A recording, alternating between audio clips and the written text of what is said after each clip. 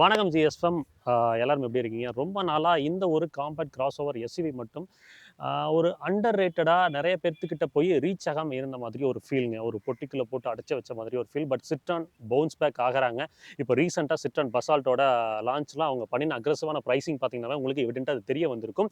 Extremely comfortable ஆன right, கூடவே வந்து பவர்ஃபுல்லான ஒரு இன்ஜின் கொடுத்து உங்களுக்கு இந்த மாதிரி ஒரு காம்பேக்ட் கிராஸ் ஓவர் எஸ்யூவி வாகனத்தை நம்ம பிரான்ஸ் நாட்டை ஆரிஜினாக கொண்டு உருவாக்கப்பட்ட ஸ்டெலண்டிஸ் குரூப்புக்கு கீழே வர சிட்ரான் நிறுவனம் பண்ணியிருக்காங்க.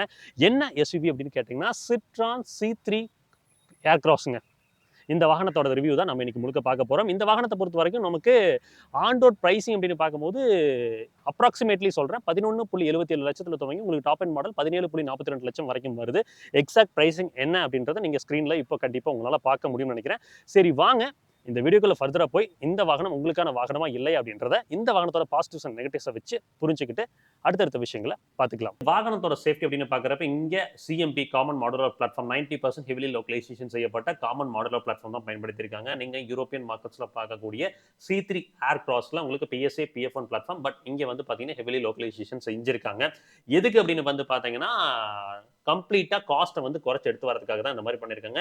சேஃப்டி ஃபீச்சர்ஸ் என்னென்ன அப்படின்றத நீங்கள் கண்டிப்பாக இப்போ இந்த ட்ராப் டவுன் லிஸ்ட்டில் உங்களால் பார்க்க முடியும். ஸோ ப்ராப்பரான ஒரு இன்சுலேஷன் கொடுத்துருக்காங்க. நான் வானட்டை ஃபஸ்ட்டு லாச் பண்ணிக்கிறேன். ஓகே, வானட்டில் ஹெஃப்ட் வந்து டீசெண்டாக இருக்குங்க.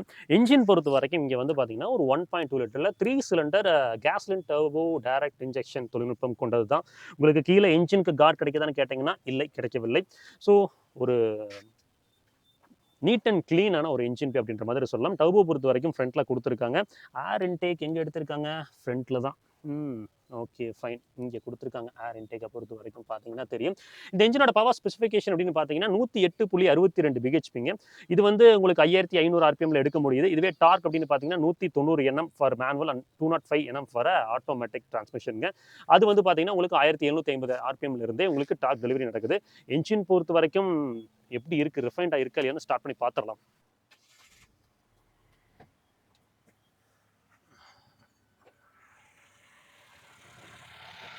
ஸோ என்ஜின் பொறுத்த வரைக்கும் vibration even though it is 3 cylinder அப்படின்னாலும் வைப்ரேஷன் பொறுத்த வரைக்கும் கண்டெயின் பண்ணியிருக்காங்க. இன்ஜினோட நாய்ஸ் எப்படி இருக்குன்னு கேளுங்க.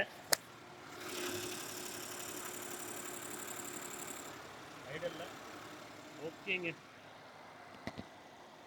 ரொம்ப வந்து நாய்ஸியான என்ஜின் அப்படின்ற மாதிரிலாம் சொல்ல முடியாது. ப்ராப்பரான ஒரு டர்போ என்ஜின். ஆக்சுவலாக அதை ட்ரைவ் பண்ணும்போது நான் உங்களுக்கு சொல்கிறேன் இந்த என்ஜினை பற்றி என்னென்ன விஷயங்கள்லாம் பண்ணியிருக்காங்கன்னா ப்ராப்பரான ஸ்ட்ரட் ஸ்போர்ட் மவுண்ட் பண்ணியிருக்காங்க. பெரிதாக உங்களுக்கு வைப்ரேஷன் ஹார்ஸ்னஸ்லாம் வந்து பார்த்தீங்கன்னா உள்ள ட்ரான்ஸ்ஃபர் ஆகலை. பானட்டை க்ளோஸ் பண்ணிக்கலாம்.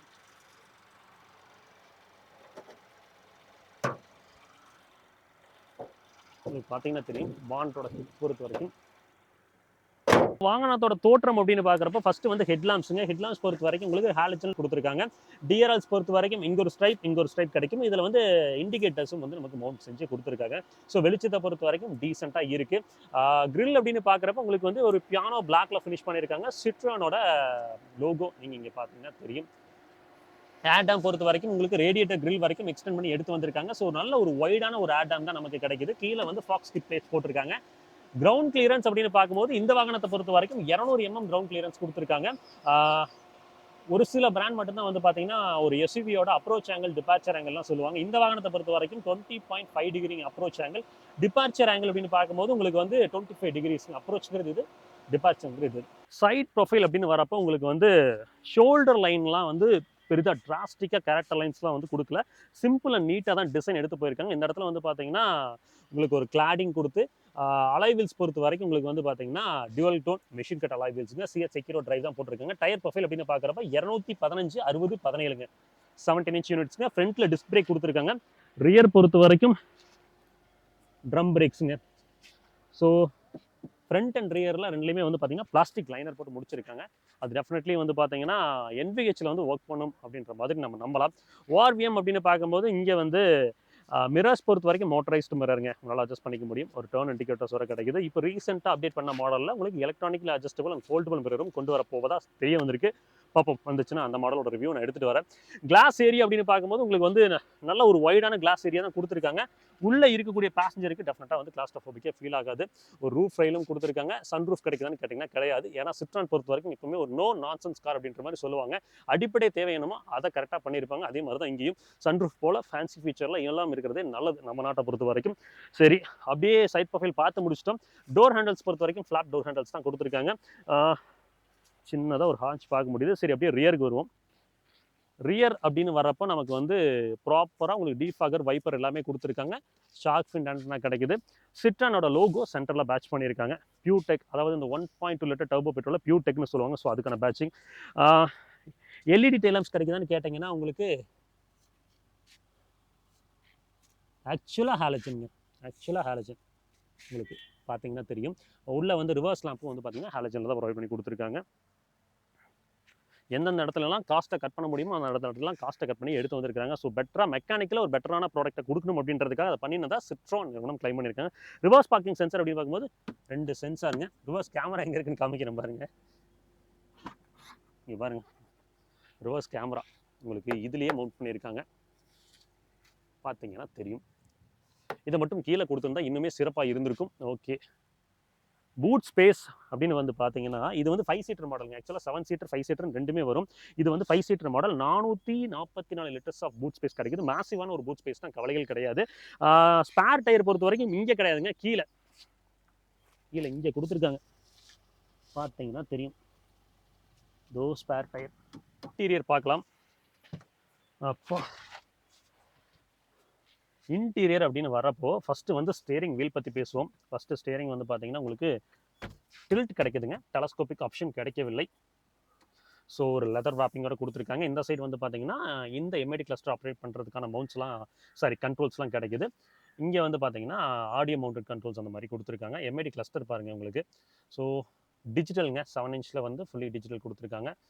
ஸோ நீட்டாக இருக்குது. இன்ஃபோடெயின்மெண்ட் சிஸ்டமை பற்றி பேசிடுறேன், அதுக்கப்புறம் மற்ற விஷயங்களை சொல்கிறேன். இன்ஃபோடெயின்மெண்ட் சிஸ்டம் அப்படின்னு பார்க்கும்போது ஒரு 10.25 இன்ச் இன்ஃபோடெயின்மெண்ட் சிஸ்டம்ங்க. உங்களுக்கு ஆண்ட்ராய்ட் ஆட்டோ, ஆப்பிள் கார்ப்ளே ரெண்டுமே சப்போர்ட் பண்ணுற மாதிரி தான் கொடுத்துருக்காங்க. ஆடியோட குவாலிட்டி எப்படின்னு கேட்போம்.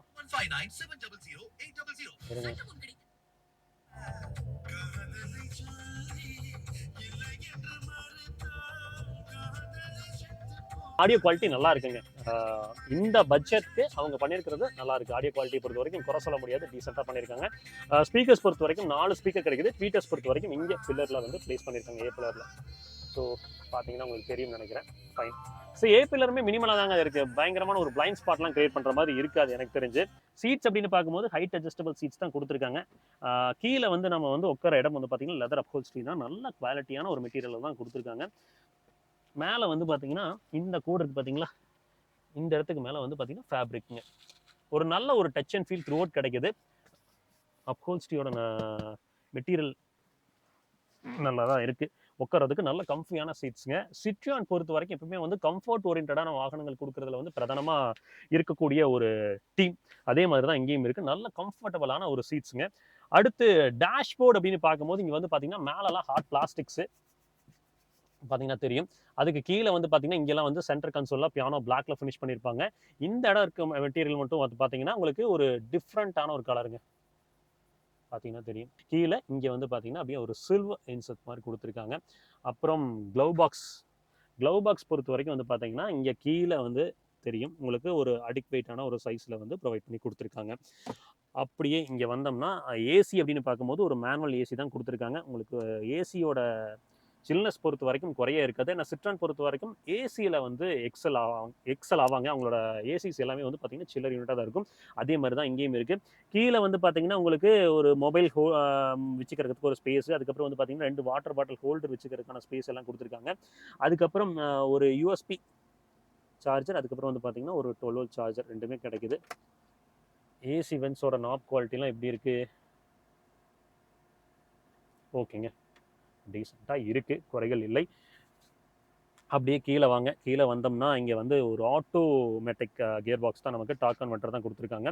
ஸோ மேனுவல் ஆப்ஷனும் இருக்குது. நமக்கு மேனுவல் மோட்ஸ் யூஸ் பண்ணி நம்மளால் ட்ரை பண்ண முடியும், அது மாதிரியும் கொடுத்துருக்காங்க. கீழே இந்த இடத்துல வந்து பார்த்தீங்கன்னா உங்களுக்கு டிரைவருக்கு மட்டும் வந்து பார்த்தீங்கன்னா ஒரு ஆம்ரெஸ்ட் கொடுத்துருக்காங்க. டிரைவருக்கு கிடைக்கவில்லை. என்ன பாவம் செஞ்சாருன்னு தெரியல. பாவம் மனுஷனுக்கு எதுவும் கொடுக்கல. ஒரு மேனுவல் ஐஆர்விஎம் தான் எங்கேயும் கிடைக்குது. நமக்கு லைட்ஸ் பொறுத்த வரைக்கும் ஹாலஜன் லைட்ஸுங்க. ஓகே, இங்கே ஏதாவது கிடைக்குதா? எதுவும் கிடைக்கலங்க. So overall front dashboard layout அப்படின்னு பார்க்கும்போது எனக்கு தெரிஞ்சு எல்லா விஷயங்களையுமே சொல்லிட்டேன். உங்களுக்கு பார்த்தீங்கன்னா தெரியும். டன். இப்போது வாகனத்தோட ரியர் சீட் ஸ்பேஸ் எப்படி இருக்குன்னு பார்ப்போம். அதுக்கு முன்னாடி இங்கே வாங்க. இங்கே வந்து ஐடில் ஸ்டார்ட்க்கான சுவிட்ச், அதுக்கப்புறம் வந்து பார்த்தீங்கன்னா பவர் விண்டோஸ் வந்து லாக் பண்ணுறதுக்கான சுவிட்ச் கொடுத்துருக்குங்க. இது அந்த ஓஆர்விஎம் அட்ஜஸ்ட் பண்ணுறதுக்கான நாபுங்க. ஹெட்லாம்ப் லெவலர் கீழே கிடைக்குது.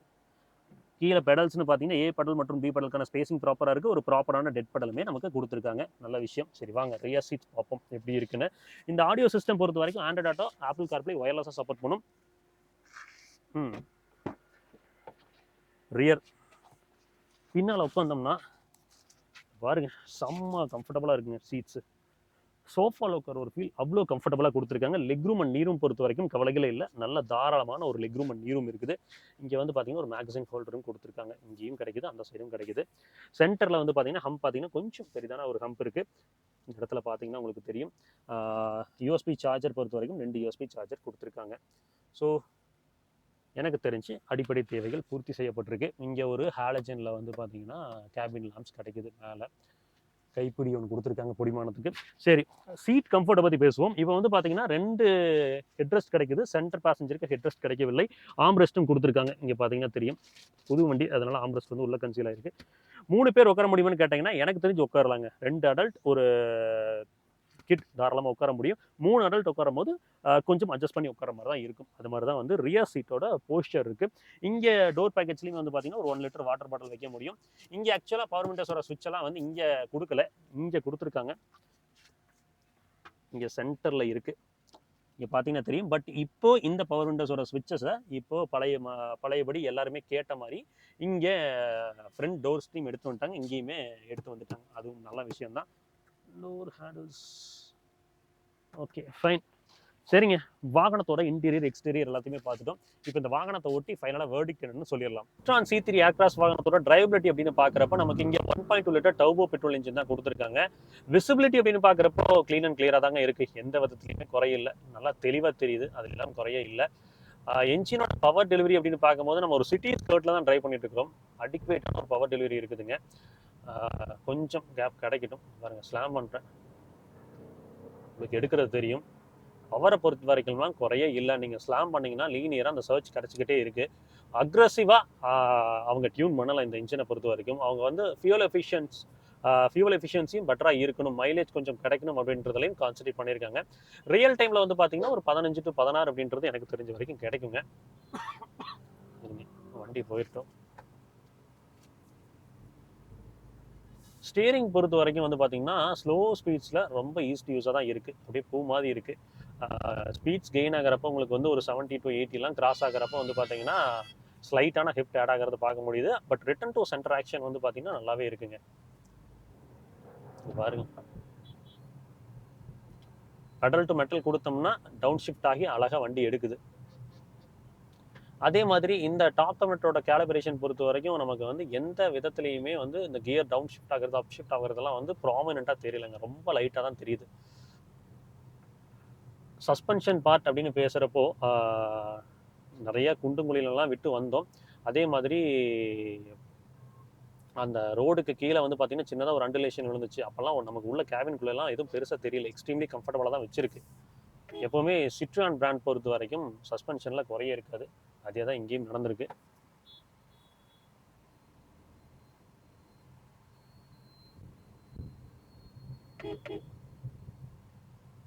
அவர் போயிட்டு அவர் போனதுக்கப்புறம் அழுத்தம் பாருங்க.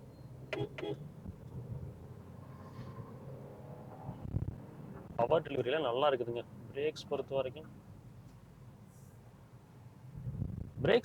நோ ஸ்டைவ்லாம் எவிடென்ட்டாக விழுகலை. நல்ல ஒரு ப்ராக்ரெசிவான ஒரு பைட் தான் கொடுத்துருக்காங்க. உங்களுக்கு லாஸ்ட் டுவர்ட்ஸ் த எண்டில் வந்து பார்த்தீங்கன்னா ஃபுல்லாக கவ்வி அப்படியே நிப்பாட்டுங்க. அது வரைக்கும் வந்து பார்த்தீங்கன்னா பெடல் ட்ராவல் நீங்கள் கொடுத்துட்டு தான் இருக்கணும். வண்டியோட லென்த்து ஜாஸ்தி, ஸோ அதனால ப்ராக்ரெசிவாக பண்ணியிருக்காங்க. ஹார்ன் பொறுத்த வரைக்கும் உங்களுக்கு டீசெண்டாக இருக்குங்க. ஏசி தாங்க செம்ம சில்லுன்னு இத்தனைங்க வந்து பார்த்தீங்கன்னா ஃபர்ஸ்ட் லெவலில் தான் வச்சுருக்கேன். செம்ம கூலிங் இருக்குது உள்ள. இந்த கேட்டைஸில் விடும் போதெல்லாம் உள்ள ஒன்றுமே தெரியல.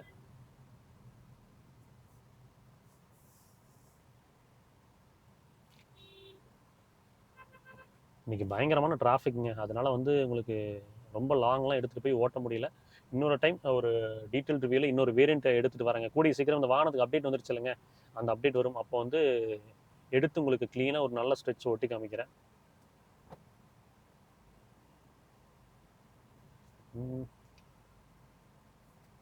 ஆனால் டிராஃபிக்கில் தாங்க பெரிய ஒரியாட்டமாக இருக்குது. எப்படி போகிறது? நான் முன்னே போகிறதா, நீ முன்னே போகிறதா, ஒன்றும் சொல்லிக்கிற மாதிரி இல்லை இங்கெல்லாம்.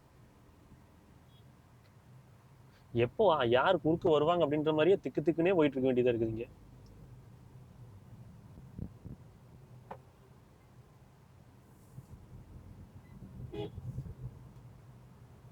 அவர்லாம் சும்மா தொட்டா போதுங்க. இதில் திரும்பணுமா? அடுத்ததா? அடுத்தது தானுங்க. பாருங்க, அழகா மனுஷன் கை போட்டு திரும்புற. அப்படி இந்த மாதிரி ஒரு 4-5 பேர் ஊருக்குள்ள இருந்தாங்கன்னா இப்போ கொஞ்சம் ஊர் கொஞ்சம் நிம்மதியாக இருக்கும். ஏனுங்கோ, நீங்கள் சப்போஸ் வந்து சிட்ரான் நிறுவனத்தில் வண்டி வாங்கணும், இல்லை ஜீப்பில் வண்டி வாங்கணும் அப்படின்னா தாராளமாக டிஸ்கிரிப்ஷன் அண்ட் வீடியோவில் உங்களோட கான்டாக்ட் நம்பர் கொடுத்துருக்கேன். வீடியோலையும் நான் காமிச்சிருப்பேன், சைடில் பார்த்துங்க, உங்களுக்கு தெரிஞ்சிருக்கும். தாராளமாக உங்களை ரீச் அவுட் பண்ணுங்கள். உங்களுக்கு பெட்டரான சப்போர்ட் அவங்க கண்டிப்பாக கொடுப்பாங்க.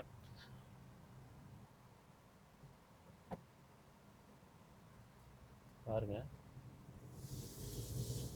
பாருங்க, அப்படியே சரசரன்னு வருது. ஸோ ஓவரால் இந்த சிட்ரான் C3 ஆக்ராஸோட டிரைவபிலிட்டி பொறுத்த வரைக்கும் அவ்வளோதாங்க. முடிவுரை என்னன்னு தெரிஞ்சுப்போம்.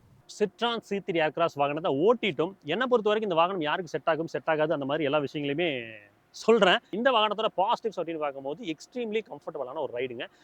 என்ஜினோட பவர் பொறுத்த வரைக்கும் உங்களுக்கு நல்லாவே இருக்குது, அதுலாம் குறைகளே கிடையாது.